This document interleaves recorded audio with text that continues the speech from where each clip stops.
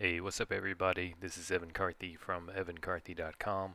Today, I want to talk about the long term for the S&P 500. I want to go over just the way I do my 5 waves and then the super long term trade setup, and kind of put an estimate on where the potential end to the decline could be when we eventually do have the retracement. You can see over here, this chart covers as much as TradingView allows, all the way back to about before 1998.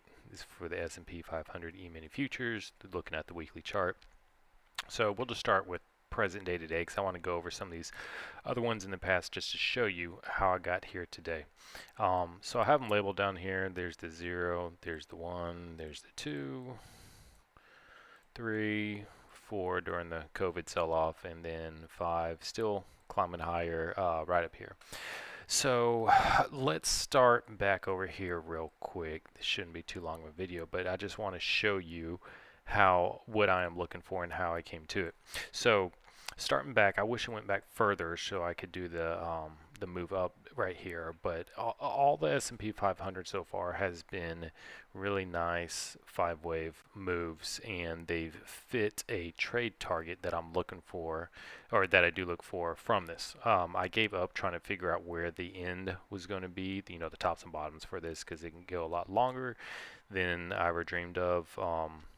And then sometimes it hits perfectly just in the potential reversal zone right there. But out of that came another trade setup I'll share with you here, and that's how we'll go over to the end here and talk about where I think it eventually ends up. So starting back over here about March of 2000, you can see there's the 0, 1, 2, 3, 4, 5 here, hits down there perfectly.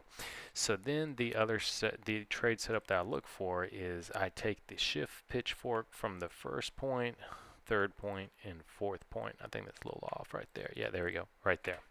And I take the shift pitchfork, and so then what I do is I wait for it to break above the line right there. See, it finished it down here, broke above this line. And then there's two things to look for. One, you either look for, using the previous low from where it was, the pullback to where it broke out, and you wait for a pullback after it breaks, that closes outside of this box, the shift pitchfork. I think that's the 61.8 line. And you wait to the pullback at least to the 38% to lock it in, and then you look for a move this over here a little bit, move back to the upside. Of course, there's some other things that can happen for it, but that's just the simplest way to explain it. And if some of the other ones happen, I'll show you what I look for in those. But as you see for this, there never was a pullback. So what happened was, if that doesn't happen, no big deal. With the exit target we look for is either the 0 or the 2 point, somewhere around over there, at least the 2 point. And you can see it hit there perfectly. I can just draw a straight line over there. There's the 2 point, hit there perfectly. So that setup is complete for that one. Then we have a shorter one right here, 0, 1, 2, 3, 4. Yeah, 3, 4, 5. So then we can just draw that from the first point, 1, 3, 4. And again, you see Bryce came up, never had the pullback, went up and took out the second point right there, or right over here. Let's draw the block line. There's the number 2. There it came and took it out. So that one is dead and gone. So now we have 2 more. We have this one and this one before we get to the big boy right here. So the first one we had right here, starting back down the lows, October 02, 0, 1, 2, 3, 4, and then all the way up here to number 5. One of the Elliott wave rules is 0.4 cannot break into 0.1, and as you can see, it didn't right there. And also, wave 3 cannot be the shortest out of wave 0, out of wave 1 or wave 5. And so far, all this works out for that. So we'll just draw the shift pitchfork. 1, 3. Which one was it here? I'm gonna have to go back. Which one's lower? Let's see. 958.25. 96.25, so that one's lower. Go right there, and this is a 1015.75, 1040. Okay, perfect. So We have it right here. Price came back down, just blew past it. Here's the number 2 one right there, and it came down and took it out as well. So another one completed for it like that. That blue box, it just shows me where the 5th point is. How I get it for these is I take it from point 2 all the way up to the top. When price hits the 38% line right there, that means it's completed, and there's the 5th wave up there. So it never came back until it got to that high point up there. Then you have one more, 0, 1, 2, 3, 4, 5. Just draw this real quick. 1, 3, 4. Price came up. This one I think we actually have retracement I can show you here. 3. Yeah, there we go. So price, as you can see right here, barely broke above it, but that's good enough. Came back down here, hit the 38% line, and then came back and hit the target at the 1.416 extension level foot right there. So worked out very nicely for that one. It just didn't shoot up like the other ones had been doing for it. And there we go. So now let's talk about the big boy right here that started back down here at the financial lows back in about March of 2009. So you can see we have it running up over here. There's the 0, there's the 1, there's the 2.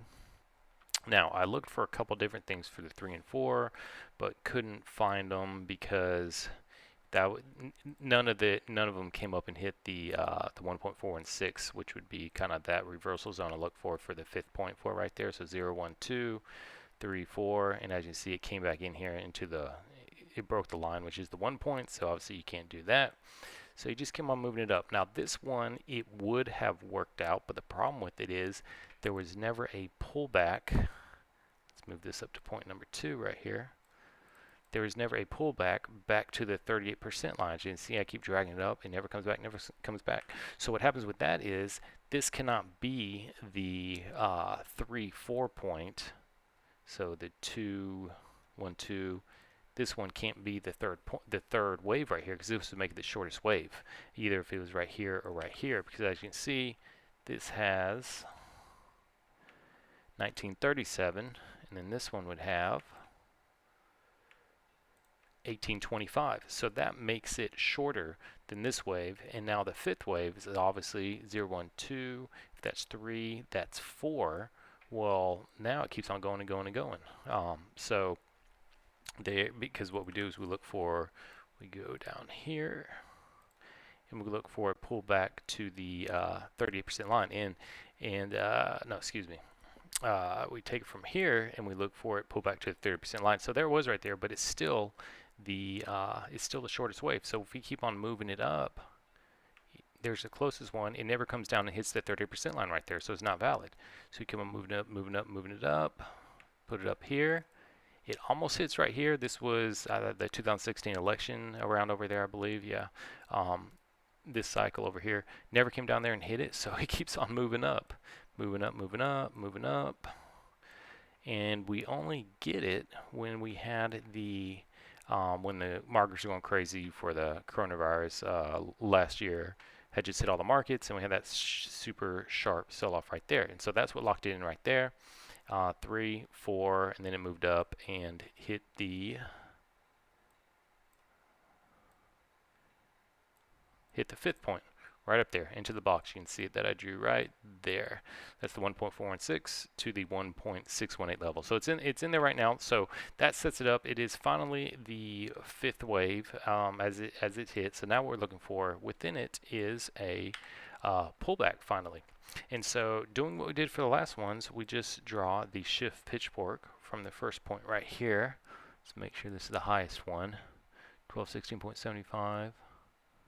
1213. Yep, so right there, there's one. The first marker, the shift pitch point off of that one. 3 right there, and then 4 down here.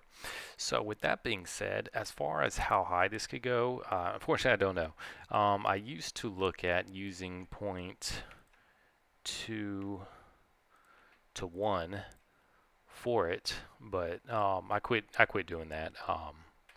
It just kept on going higher and higher, so I gave up trying to pinpoint when the tops and bottoms were on these 5-way moves. Instead, what I discovered is when it's coming to an end, how to trade them. So from that, what we're looking for is eventually price obviously is going to come back. Some people are saying soon, some people say later, but it eventually will retrace. I mean, it's just for a healthy correction. So when it does, based upon those other setups that I showed you, what we'll be looking for, what I'll be looking for, is let's just assume this up right here is going to be the high, this one right here from last week, and then price continues to work down, and let's say here, it finally closes out in October of 22, or we'll just go a little bit further, March, around the March of 23 times. So say it finally closes down here.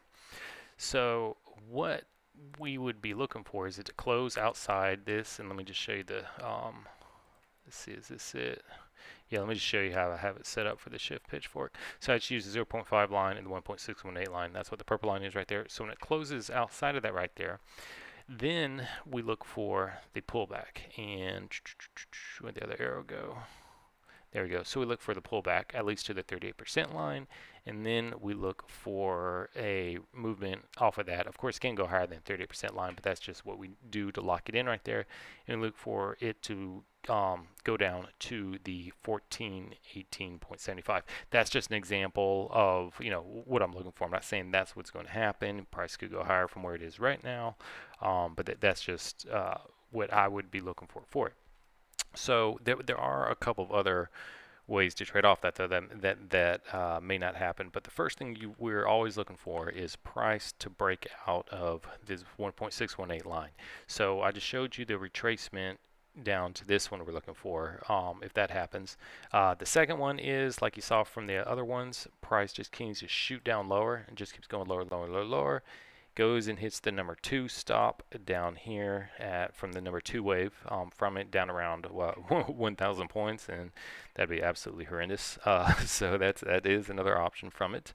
And lastly, the other one is not all the times does it either retrace back up and come down, hit its target, or does it keep going down to the number 2 wave for it to complete it there as well.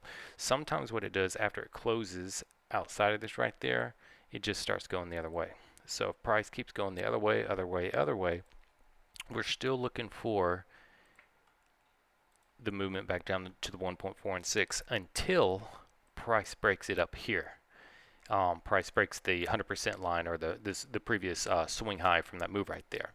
If price breaks that, then we are not looking for the retracement back down to the 1.416. We're looking for price to come back down to the 50% level right here at about 2890.75. So that's the third way how this trade setup works for it. So the first one we look for, we have that first retrace, hits at least at 38% line, or actually it can go anywhere higher up until the previous swing high. It cannot break this. If it does not break the previous swing high, then we are still looking for it coming down to at least the 1.416 level. The second thing we look for is if we never get that retracement back up to at least the 38% line, then we just look for the market keep on going down, at least to the number 2 point, which would be around 1,000 or so for it. And then thirdly, if price breaks out of this over here, the 1.618 line, but retraces back up, goes north of the previous swing high, then we look for the exit to be right here. I'll just draw a little box for it. The 50% level right there at that'd be 2890.75. But this only assumes that this remains the swing high right there. But those are the examples and the things I would be looking for the market. So there's a couple different factors with it, but that is how I trade that 5-wave move for it. And so unfortunately, I can't tell you, when I expect, the market to turn or how much higher it's going to go. Only react after price breaks out this 1.618 level for it. So anyways, that's my long-term view of the S&P 500 market. Take care. Thanks.